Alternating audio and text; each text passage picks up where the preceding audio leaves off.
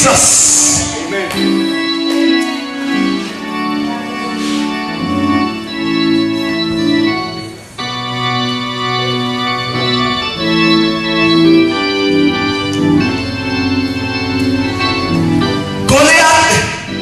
You were nothing to me.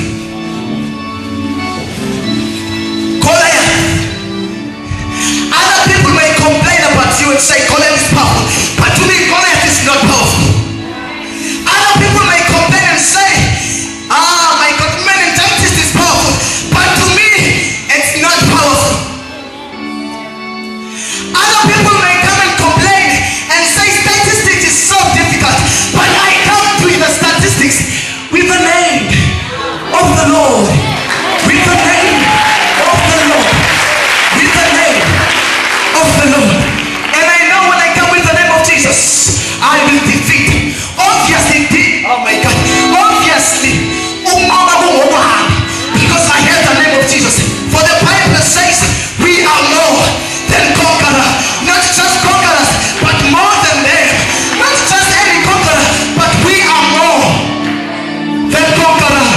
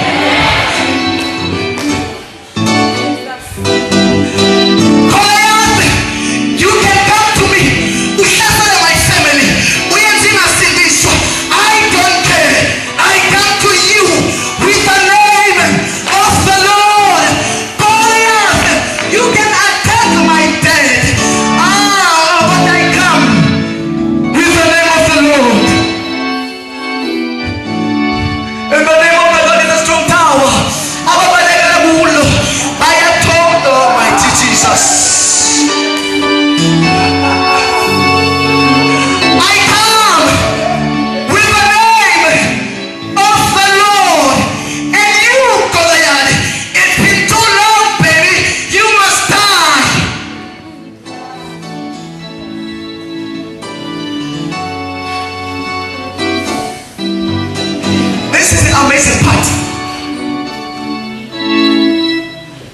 When David, mighty Jesus, when David came to Goliath, something after reading this verse, the Bible says, after David, after defeating Goliath, the Bible says David went to Goliath. And wow, my best work, he stood best one Goliath.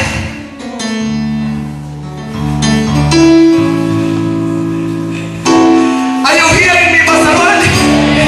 Are you hearing me, Mazarani? Did you wait when David stood best weapon? Now my best one Goliath.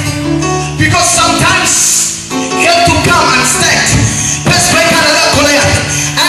Somebody here, oh, it is enough. You have to stand up and stand on top of Goliath. You've worked so long, you've prayed so long. It is time that you stand up and stab Goliath. It's been so long. I'm rising up and coming on. You got Goliath. It's been so long. I've prayed so much. I am standing up. I'm crushing Goliath. I'm breaking Goliath.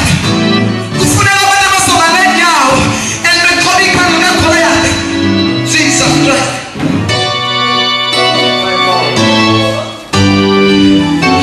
I'm closing. And the Bible says Satan is under our feet. When I walk with devil under. So he cannot defeat me. He cannot defeat you. You cannot allow defeat from the enemy because he is under your feet. I'm closing.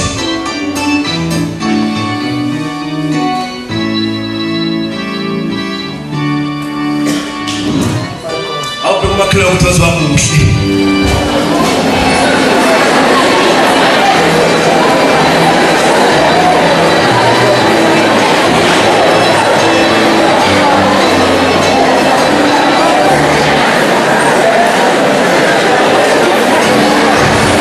Uzulitole let's go.